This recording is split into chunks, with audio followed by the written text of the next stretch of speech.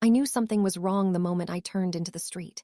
There was dust hanging in the air like fog, thick enough to dull the afternoon light, and the sound of metal striking concrete echoed between the houses. For a second, I thought I had taken a wrong turn. Then I saw the front gate, my gate, bent outward like it had been forced open. I parked without shutting the engine off and stepped out, my heart beating faster with every step toward the noise. Chunks of my house were missing. The wall near the porch was torn open, bricks piled like bones on the ground. A stranger in a hard hat walked past me carrying a length of steel, not even glancing up as if this place had never been mine. I stood there, frozen, trying to connect this scene with reality. My reality. This house was supposed to be empty, untouched, waiting for me. That's when I heard her laugh. It came from my left, light and careless, the kind of laugh you use when you're telling a harmless joke. I turned and saw my sister standing near the driveway, arms crossed, watching the destruction like it was a show. Her smile didn't fade when our eyes met. If anything, it widened. "The demolition started yesterday," she said, still smiling. For a moment, I honestly thought I had misheard her. Yesterday, the word echoed in my head, bumping into confusion and disbelief. I opened my mouth, but nothing came out. My eyes moved back to the broken wall, the exposed wires, the dust settling on the floor where our childhood photos once hung. "You're joking," I finally said, though it sounded more like a question than a statement. She shrugged as if we were discussing the weather. "Why would I joke about this?" I felt something tighten in my chest. No calls, no messages, no warning. I had been gone for weeks, trusting that everything would stay exactly as I left it. This house wasn't just concrete and wood.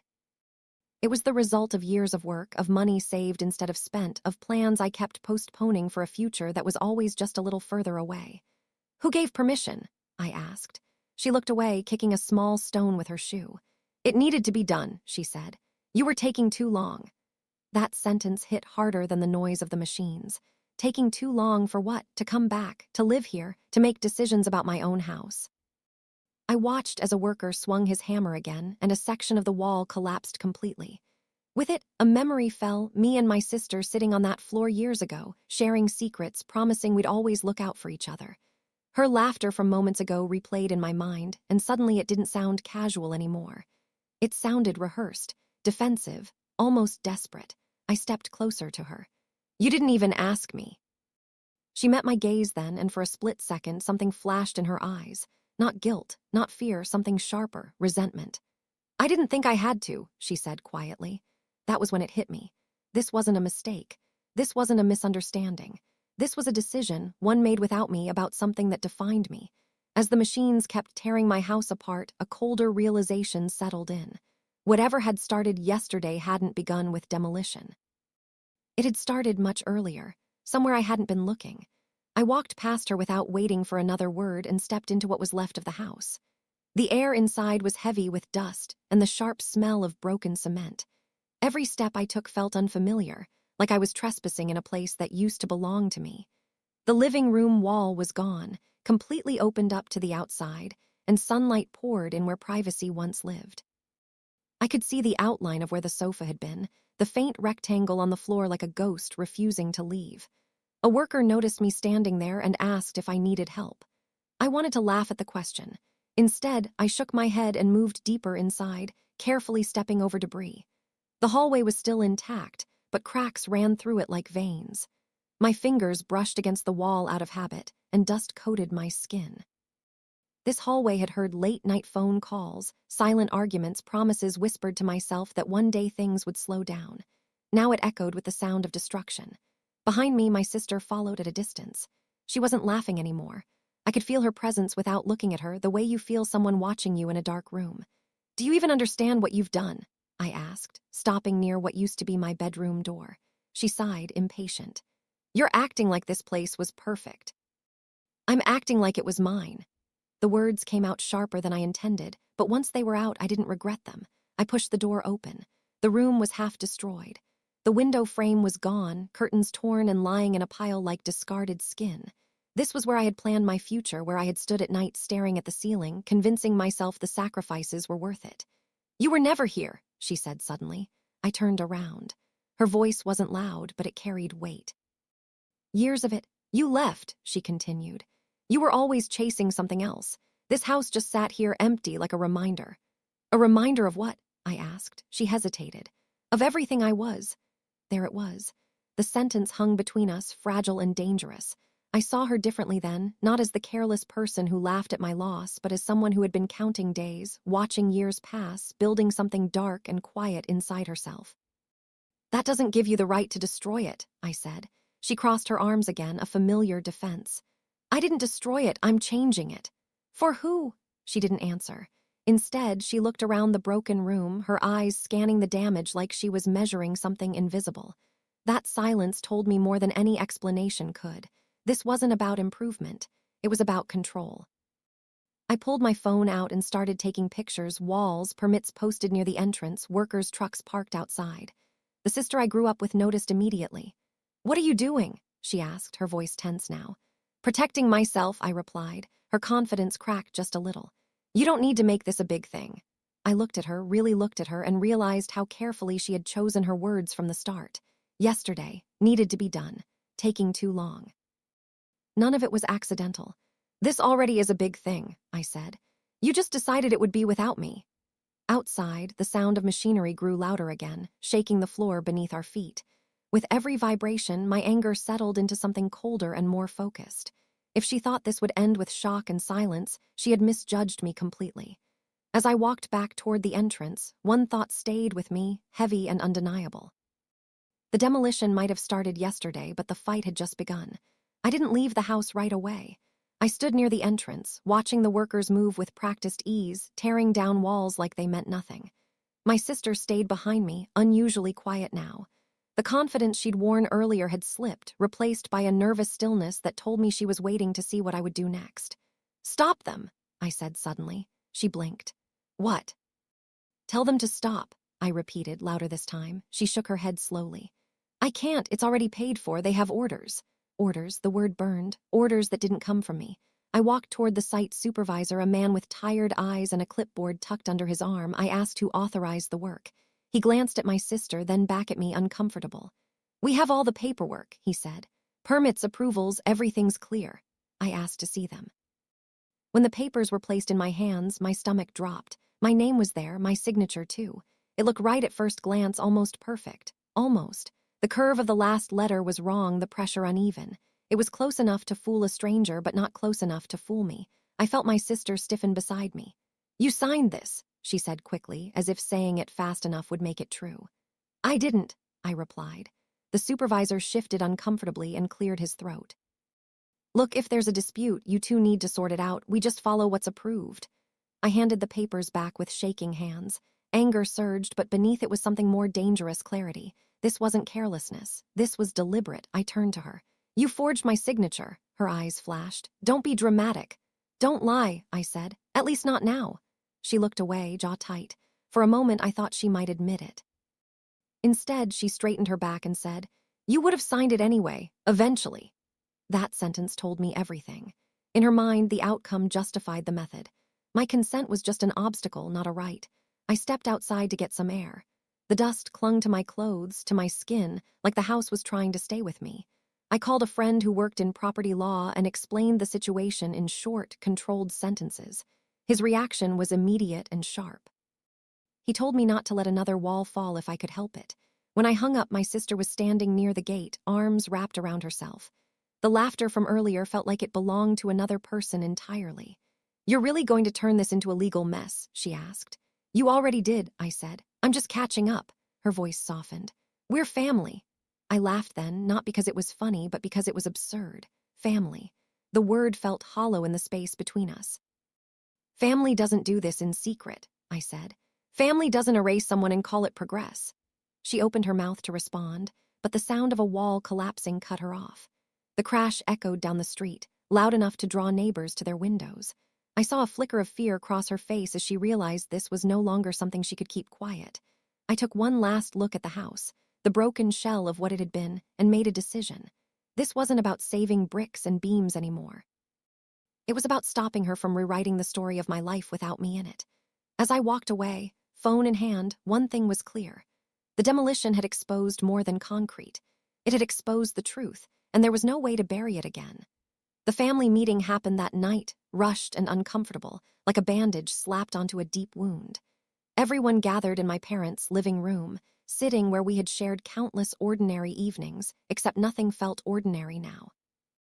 My mother kept smoothing the edge of her shawl, her eyes darting from me to my sister, as if she could control the damage by refusing to look at it directly. My father said nothing at all. He just stared at the floor, his silence heavier than any accusation. My sister spoke first. She explained everything in a calm, rehearsed tone, how the house was falling apart, how it was wasting space, how action had to be taken before it became a burden. She talked about future plans, about value, about improvement. She avoided one word carefully: permission. When she finished, the room went quiet. I waited for anyone to ask the obvious question. No one did. "So everyone knew?" I asked finally. "And no one thought to call me," my mother sighed. "We didn't want to stress you. You're always busy." Busy. The word landed softly but cut deep. I had been busy building a life that was supposed to include that house, that family. I looked at my father. "Did you know about this?" He nodded slowly, still not meeting my eyes. "Your sister said you'd agree." I felt something break then, something small but essential. It wasn't the house anymore. It was the realization that my absence had made me easy to erase. I turned to my sister. "You told them I agreed." She met my gaze without flinching. "You always say yes in the end." The confidence in her voice stunned me. This wasn't impulsive anger. This was entitlement, built over years and strengthened by silence. I told them about the papers, about the signature. The room shifted when I said the word forged. My mother gasped softly. My father finally looked up, shock written across his face. "That's not true," my sister snapped. "I just handled the paperwork. He's overreacting." "Handling paperwork doesn't mean pretending to be me," I said. The argument exploded after that. Voices overlapped. Old grudges surfaced. Who sacrificed more, who left, who stayed. My sister's calm mask slipped and the resentment poured out. She accused me of abandoning the family, of treating the house like a trophy instead of a home. I accused her of stealing my right to choose. At one point, my mother started crying, begging us to stop. She asked me to let it go, to think of peace, to think of family honor. The familiar pressure wrapped around my chest, the same one that had guided so many of my past decisions. But something had changed. I realized peace had always meant my silence. "I'm not doing this to punish anyone," I said quietly when the room finally calmed. "I'm doing this because it was wrong." My sister laughed again, but this time it was sharp and bitter. "So you're really going to destroy us over a building?" I looked at her and answered honestly. "You destroyed this when you decided I didn't matter." The room fell silent. No one defended her. No one defended me either. And in that silence, the truth settled in. This family had already chosen convenience over fairness. The demolition had just forced it into the open. When I stood up to leave, my father called my name. I paused, hoping stupidly for support. Instead, he said, "Think carefully about what you do next." I nodded. I already had, because whatever came next wouldn't be about keeping everyone comfortable. It would be about finally drawing a line. I didn't sleep that night. Every time I closed my eyes, I saw walls collapsing and heard my sister's laughter echoing through the rubble. By morning, exhaustion had sharpened into resolve. If there was a reason she had rushed the demolition, I needed to find it and fast. I went back to the site early before most of the workers arrived. The house looked worse in daylight. What had once been hidden by shadow now stood exposed. Cracked foundations, torn wiring, open ground where rooms used to be. I noticed a sign near the gate I hadn't paid attention to before, advertising future development. The wording was careful, vague, but one phrase stood out: commercial potential. My stomach tightened. I called the local records office and requested recent filings related to the property. It took hours, but by afternoon I had what I needed. There it was, buried under formal language and dates, an application submitted weeks ago to rezone the land. My sister's name was on it. Mine was not. Everything snapped into place. This wasn't about fixing an old house. It was about clearing it, removing any trace of what existed before so something new and profitable could take its place. The urgency, the secrecy, the forged signature. She hadn't been laughing because she didn't care. She'd been laughing because she thought she had already won. I confronted her that evening. She didn't deny it this time. She looked tired, cornered, and for the first time honest. "I had no choice," she said. "Do you have any idea how much pressure I was under?" "Enough to steal from me," I asked. She clenched her fists. "I was drowning, debts, promises, people waiting. This land was the only way out. So you decided my consent was optional." She flinched at that but didn't argue. Instead, she said something that chilled me more than any lie. "I knew you'd stop me if I asked." The admission hung between us. She had measured me, predicted my reaction, and planned around it. That hurt more than the demolition itself. I told her I had the records. I told her the rezoning application could be challenged, that the forged signature changed everything. Her confidence collapsed completely then. She begged me to wait, to talk, to handle it as family. But family was exactly what she had used against me. "You didn't give me a choice," I said. "Now you're asking for one."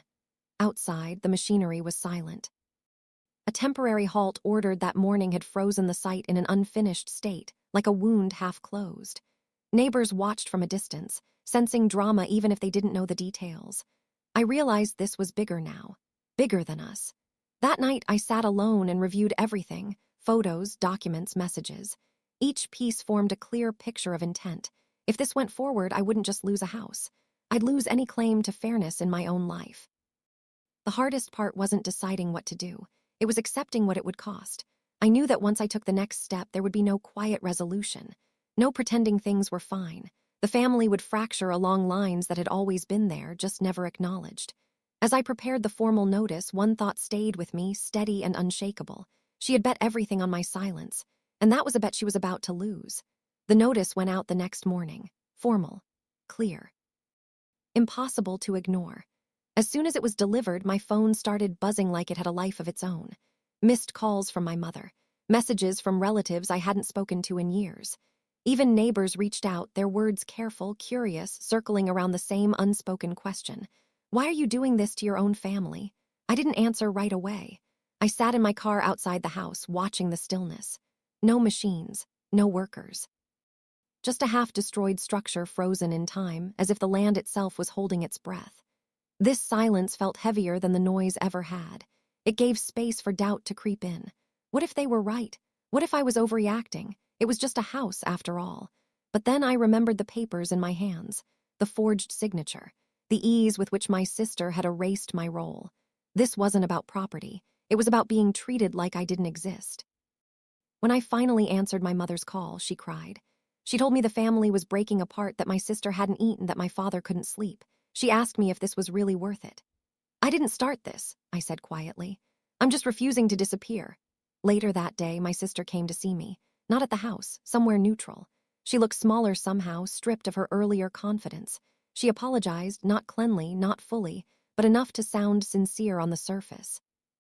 She said she felt invisible for years, living in my shadow, waiting for permission she never thought she'd get. "I thought if I just did it, you'd have to accept it," she admitted. I listened. I really did. And part of me understood her fear, her desperation. But understanding didn't erase responsibility.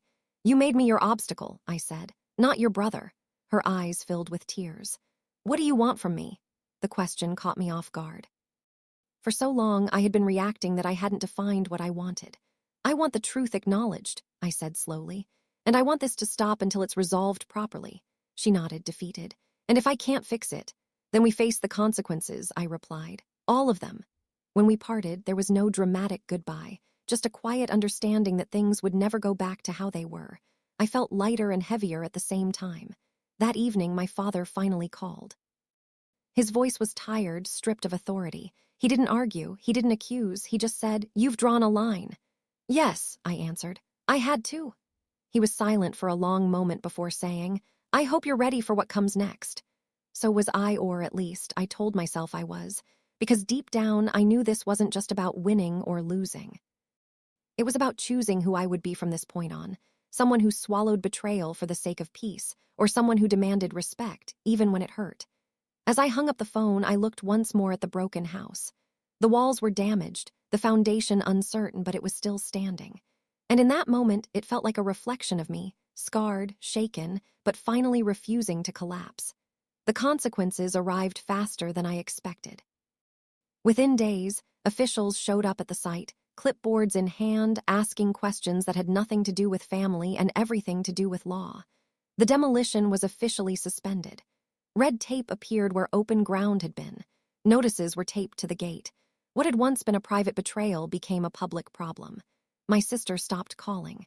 Instead, I heard about her through others. How she was furious one moment and terrified the next. How the deals she had been counting on were suddenly uncertain. People don't laugh when money and reputation are at risk. They panic, and panic strips away pretense. We met again, this time with lawyers present. The room was cold, neutral, designed to remove emotion. It didn't work. Every word she spoke carried years of tension. Every response I gave felt like a final step across a line that couldn't be uncrossed. The forged signature became the turning point. Once it was acknowledged, everything else unraveled quickly. The permits were challenged.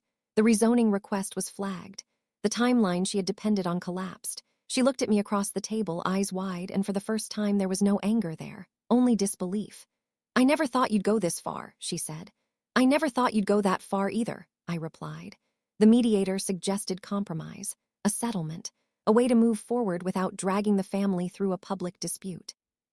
It was tempting. Peace always is when it's offered at the right moment, but peace without accountability felt like surrender. In the end, the agreement was simple but devastating. The demolition would remain halted.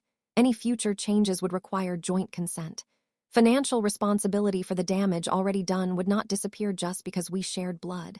When we stepped outside, the air felt different. Lighter, sharper. The truth was out, and it couldn't be pushed back into silence. That evening, I returned to the house alone. The site was quiet, the machines covered, the dust beginning to settle. I walked through the exposed rooms, imagining what could be repaired and what would remain permanently altered. Some walls could be rebuilt. Some cracks would always show. I realized then that justice doesn't always feel like victory. Sometimes it feels like grief for the relationship you thought you had, for the trust you assumed was unbreakable. My sister called later that night. Her voice was flat. "So this is it. This is what happens," I said, "when decisions are made without honesty." She didn't argue, she didn't cry, she just said, "I hope it was worth it," and hung up. I stood in the darkened house, listening to the echo of her words. Was it worth it? I didn't have a clean answer. But I knew one thing with certainty: letting it go would have cost me more. As I locked the gate behind me, I looked back at the broken structure, illuminated by a single streetlight. The laughter that had started all of this felt distant now, like a sound from another life. In its place was something quieter, heavier, and far more real. The site stayed quiet for weeks after that. No machines, no workers, no dust clouds rising into the air. Just the sound of wind moving through broken spaces where walls used to be. I came often, sometimes just to stand there, sometimes to walk slowly through the remains, reminding myself that it was real, that I hadn't imagined any of it. From a distance, the house looked wounded but alive. Up close, the damage told a more honest story. Some sections were salvageable, others beyond repair. I realized the same could be said about my family. My sister and I spoke only once more. It wasn't planned. We ran into each other outside the house one evening, both of us stopping at the same time, surprised and unsure. There was no anger left, just exhaustion. "I didn't want to hurt you," she said quietly. "I know," I replied. And I did. That truth had settled in during the silence. "But you did anyway," she nodded, staring at the ground. "I thought if I changed everything, I wouldn't feel so small anymore." I didn't argue with her. I understood now that her laughter had been armor, not cruelty, but armor can still wound. "I'm going to step back," she said. "From the house, from decisions." It wasn't an apology, not really, but it was something, and sometimes something is all you get. After she left, I walked through the house one last time, not as an owner counting losses, but as someone closing a chapter. I imagined what could be rebuilt, not just in bricks and beams, but in boundaries. This place would change. It had to. So would I chose not to rush the repairs. I let the house sit, exposed, breathing. Neighbors asked what I planned to do next. I told them I was figuring it out. For the first time, that answer felt honest. In the end, the demolition hadn't just torn down walls. It had stripped away assumptions about family, about loyalty, about how much of myself I was willing to give up to keep others comfortable. Standing there, I felt a strange sense of calm. Some homes can be rebuilt stronger than before. Some relationships can't. Accepting that isn't failure. It's clarity. As I locked the gate and walked away, I didn't look back out of anger or bitterness. I walked away knowing that whatever came next would be built with consent, truth, and respect. Things no one would ever again be able to take from me without a fight. The laughter that began this story had faded, replaced by something quieter and far more solid: resolve.